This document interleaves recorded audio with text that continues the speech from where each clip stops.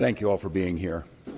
I'll have a short statement, then I'll turn it over to Department of Public Safety Commissioner Bob Jacobson to update the situation, joined here by Hennepin County Sheriff Witt, State Patrol Colonel, and General Menke, the Adjutant General of the Minnesota National Guard. Well, as I said last week, this federal occupation of Minnesota long ago stopped being a matter of immigration enforcement. It's a campaign of organized brutality against the people of our state. And today that campaign claimed another life. I've seen the videos from several angles, and it's sickening. But I have a strong statement here for our federal government. Minnesota's justice system will have the last word on this. It must have the last word. As I told the White House in no uncertain terms this morning, the federal government cannot be trusted to lead this investigation. The state will handle it, period. Let me say something else, and this is critically important. All of us understand what happened this morning and the tragedy of it, and my deepest sympathies to the family of a 37-year-old Minnesota resident, a lawful firearm concealed permit carrier, something that I've been lectured to by Republicans for decades, that is not only your right, it's your duty.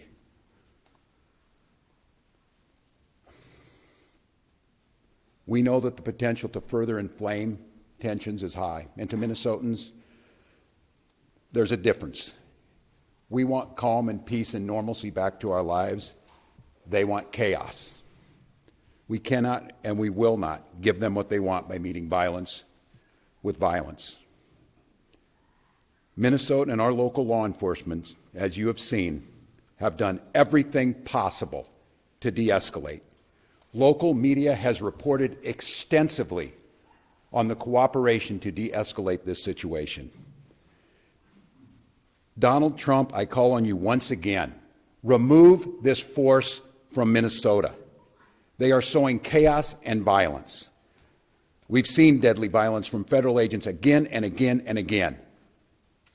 But in contrast to that, on these frozen streets, what you witnessed yesterday was the best of Minnesotans, peacefully exercising their First Amendment rights. And I attended in the church basement hundreds of Minnesotans from all faith packing care packages for families that have been ripped apart. Despite the horrific acts by this federal government, Minnesotans are standing up for the rule of law. They're protesting loudly and urgently, but peacefully. It must stay that way, Minnesota. Minnesotans are witnessing, and we're creating a log of evidence for the future prosecution of ICE agents and officials responsible for this. They're helping their neighbors. They're walking their kids to school. They're feeding families. I salute their courage and their restraint, and I call on all Americans to see the decency that this state is exhibiting and the horrific cruelty, unprofessional, absolute abomination that is passing for what these ICE agents are doing on our streets. They think they can provoke us into abandoning our values. Well, they're dead wrong. We'll keep the peace, we'll secure the justice with our neighbors, and we'll see this occupation ends. Minnesotans and Minnesota law enforcement that continuously is being denigrated by this administration will continue to be the adults in the room, the professionals in the room, the decent human beings in the room that will keep the peace. With this, I'd like to turn it over to Department of Public Safety Commissioner Bob Jacobson to update you on the situation as we know it. Thanks, Bob.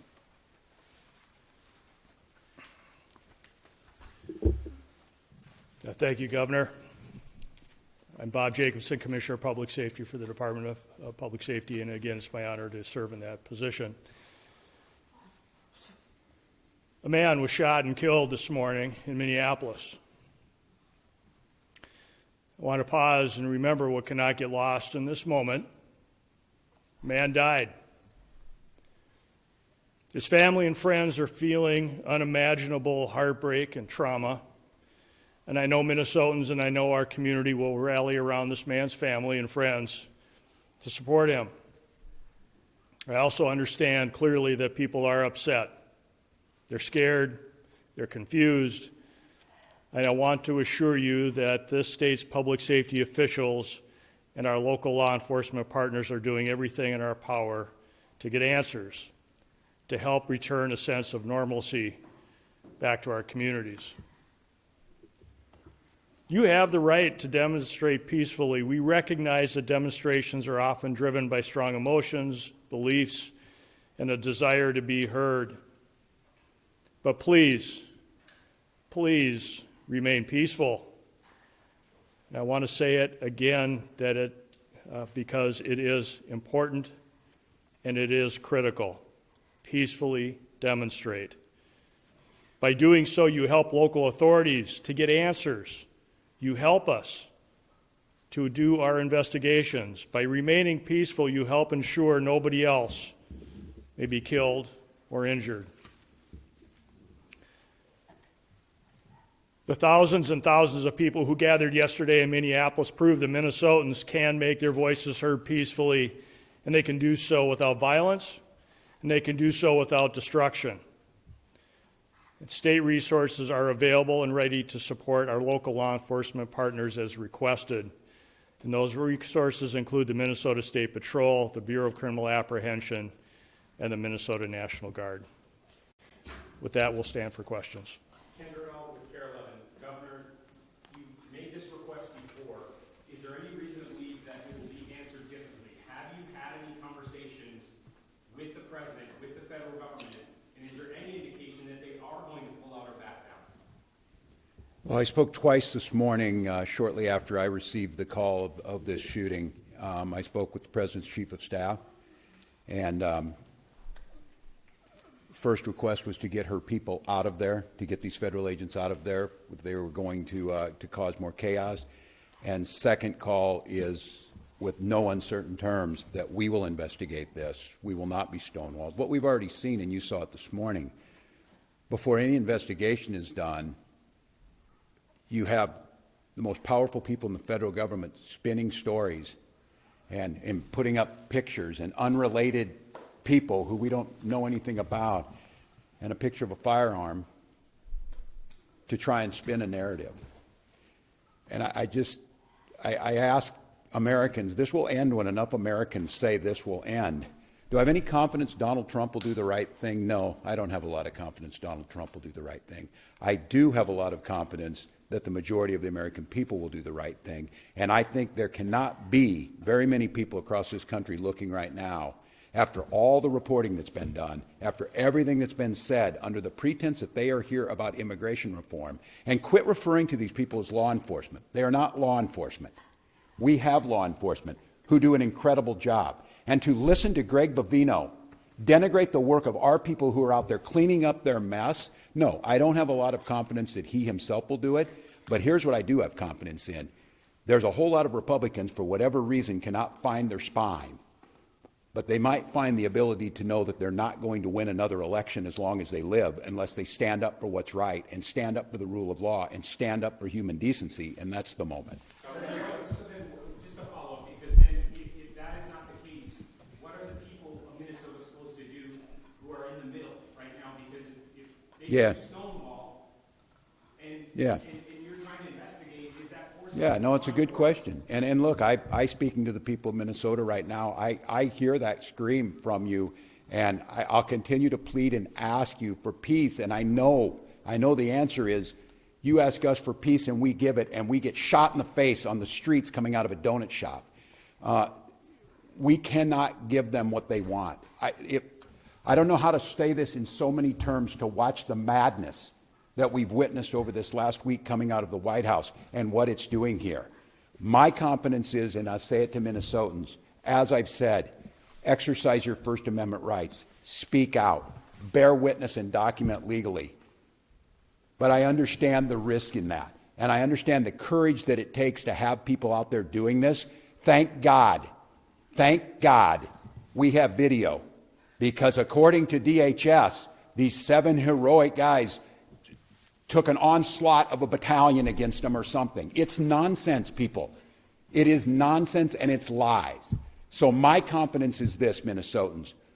You know who you are, and you demonstrate it every single day, and we damn sure know who these people are. The American public knows And this needs to be the event that says enough. Go ahead. No, I'm up front. Governor Carolyn Cummings from BCCO, either you or Commissioner Davidson speak to the fact that you talk about you don't trust the federal government to handle this investigation. We know with the Renee Good shooting, BCA said that they were blocked from accessing evidence. Has there been any suggestion that BCA is not allowed to do this investigation? Do you have officers on the ground doing the investigation right now? The question was related to whether or not the BCA is on the ground currently with the investigation, and a reference to previous investigations that the BCA have attempted to be a part of. What I'll tell you right now is that we no longer have BCA agents or public safety, state patrol, or Minneapolis on the ground at that crime scene. Is that an instruction by the federal government, or did you pull your agents out? What I will tell you, and not to get further into the investigation, but DHS pulled out of the scene, leaving that to Minnesota State Patrol, Minneapolis. We did not have enough resources to be able to hold that ground safely, and we had to leave that scene because of the number of people that were available and the safety of those in the public and the safety of our teams.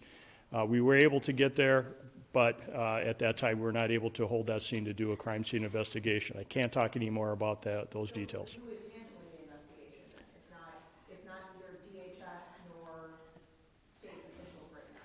We'll have more on that, but the BCA is engaged and involved, and we are working at the request of the Minneapolis Police Department on this, on the scene and in this investigation. So we are there, we're available. We want to make sure that we continue to work on this and engage with our federal law enforcement, but at this point, we don't have anything more to share about the crime scene. Again, we were not able to hold it. We wanted to make sure and keep people safe, but federal law enforcement left the scene and left us there. Governor Ernesto, within your time, have you activated the National Guard? I noted that Sheriff Witt has requested for additional assistance. Can you tell us whether they're going to be playing a role in keeping Yes, the answer is yes, we have, as we said last week, and we staged those troops. I'll have General Menke talk about where they're at, and again, use this as an opportunity to stress to Minnesotans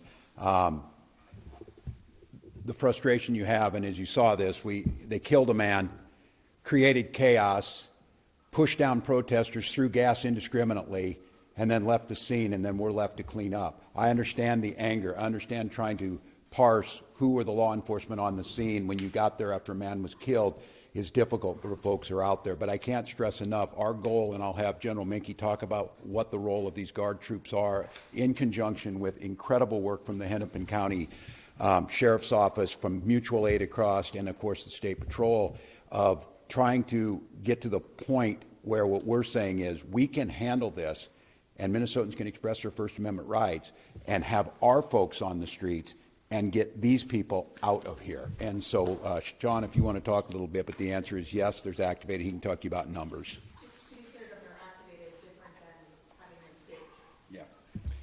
Yeah. So the question is, what's the National Guard doing right now? So we have, we have been on state active duty for over a week.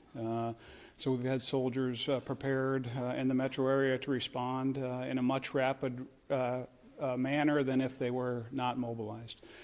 So we have a request from the Hennepin County Sheriff to support them, and that is to help them free up additional resources for other work that they need to do. And we have started coordinating with them this morning on that, and that first area of support will be assisting them with their requirement to provide security to the Whipple building. So we'll be helping them there. And then we are in parallel planning with other organizations within the state of Minnesota, to include the State Patrol, the Minnesota DNR, and other local agencies to render assistance if requested. Could you say how many are now employed? I would say that the number that we have is adequate for the requests that we have right now, and I will also tell you that we are bringing more resources that will be able to respond in a timely manner that are not fully mobilized yet, but we are mobilizing more soldiers as we talk at this time.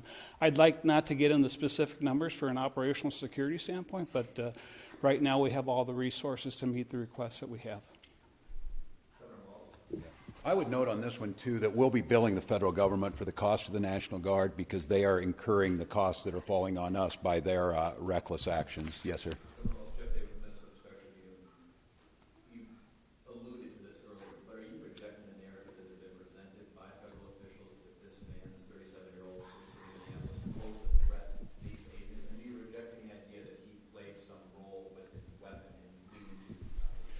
I'm rejecting the rush to judgment within 15 minutes of this, which they did last time. That's why you need to have a fair investigation. And that's why a video can show one thing, but what happened beforehand. But they already will slander this individual. They've already made this the case. And I will just say you will all start to see it, and some of you probably have. There's multiple angles of this. And I'll go back to what we talked about before. They're telling you not to trust your eyes and ears, not to trust the facts that you're seeing in front of them.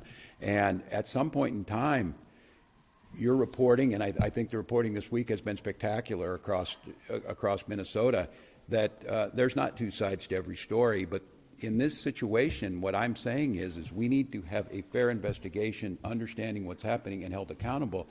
We continue to hear, and we heard it from the vice president, that these folks can do whatever they want. They can have full immunity. And what I'm telling you is they will not. There will be justice to Minnesotans. Continue to gather the information. So I won't say where it is, because I think it's irresponsible to make that judgment. But what I see with my eyes and what you're going to see with your eyes makes that pretty hard to believe. And I would imagine as a federal officer, they would have come out and sounded like these professionals sound and say, we need to gather the information, we need to gather all the facts, we need to put them forward, and then we can make some informed decision based on the fact. They've written the narrative already. And the audacity to critique the police chief of Minneapolis after what work that those heroic officers are trying to do, and to be critiqued by this guy, I mean, I don't know, I've said it a lot, but America, as you're listening, enough is enough. Enough is enough of this. End this. End this. And we see them moving to Maine. If you're in Boston, you're in Chicago, you're in Philly, you're in Miami, it doesn't matter. We can't live like this. Our children are in trauma. A 5-year-old, you saw the picture, the bunny hat and the Spider-Man. These are not like some narrative to throw around, to parade around in some coat you had made and act like you're a tough guy or whatever. These are people's lives, and we have rule of law. So I'll let the investigation play itself out. We will do our best to find it, but I don't know, you kill a man and then you just leave, your law enforcement, you just leave him. Is there a single case in America's history where you just like walk away and say, I guess that just happened and we're not going to clean up our mess? I'm proud of Minnesotans. I'm proud of law enforcement here and our partners, and we'll get to the bottom of it. I think we have time for another one. So, yes, ma'am.